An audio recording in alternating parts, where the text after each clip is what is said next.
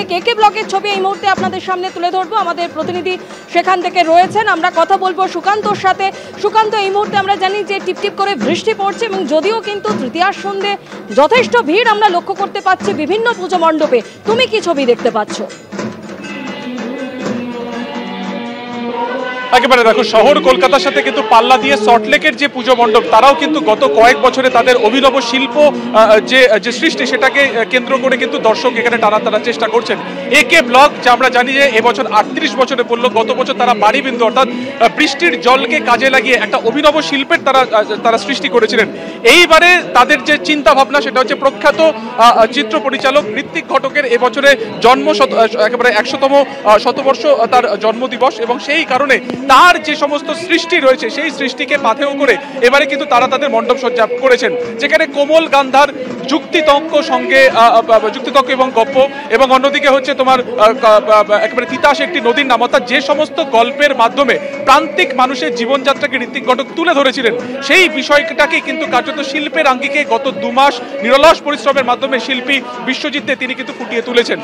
যে মূর্তি তুমি দেখতে পাচ্ছ, এখানকার যারা পুজো উদ্যোক্তা তারা যেটা বলছে যে একেবারে শুরু যখন হয়েছিল দুর্গা প্রতিমার বা দুর্গা পুজো, সেই সময় দুর্গা ঠাকুরের যে আদল থাকতো, কৃষ্ণনগরের যে আদল থাকতো, সেই আদলে কিন্তু এবারে তারা তাদের এই মা দুর্গাকে ফুটিয়ে তোলার চেষ্টা করেছেন।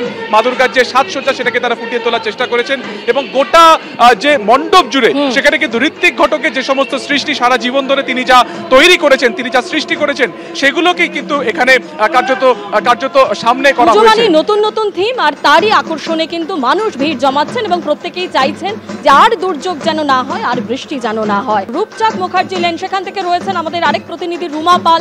এখানেও কিন্তু এবার রয়েছে থিমের অভিনবত্ব এবং অবশ্যই রয়েছে তাতে চমক, এবং সেই জায়গা থেকে তৃতীয়ার সন্ধ্যে ঠিক কি ছবি দেখতে পাচ্ছ?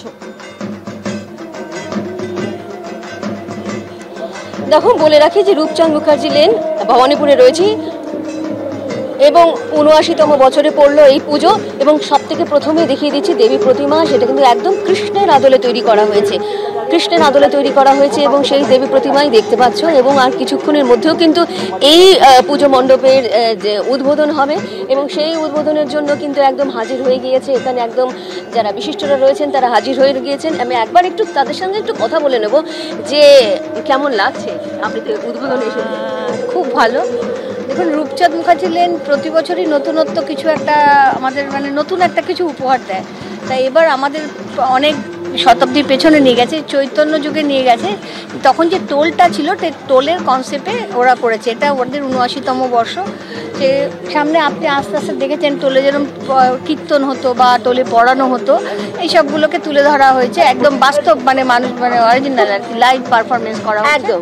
আমরা আসছি এখানে, একদম পুরো চলে যাচ্ছি যে বাংলার অক্সফোর্ড, চৈতন্য দেবের যে সময়কাল সেটাই কিন্তু এখানে তুলে ধরা হয়েছে। আমার ক্যামেরা পার্সন দীপ্ত রয়েছে, সেই ছবিটা দেখাতে বলবো। একদম এখানে দেখা যাচ্ছে যে বাংলার অক্সফোর্ড ওই সময়টা কালকে বলা হতো, এবং এখানে একবার দেখিয়ে দিই যে একদম মণ্ডপ সজ্জা কেমনভাবে করা হয়েছে। একদম তুমি সোজাতে চলে যাও যদি দীপ্ত, একদম দেখো যেখানে ঢোকার মুখেই কিন্তু দেখা যাচ্ছে একদম কীর্তনের পরিবেশ। প্রত্যেক জায়গায় একদম দেখা যাচ্ছে যে একটা কিয়স্ক তৈরি করা হয়েছে, যেখানে একদম চৈতন্য দেবের যে সময়কাল সেই সময়কালটা তুলে ধরা হয়েছে।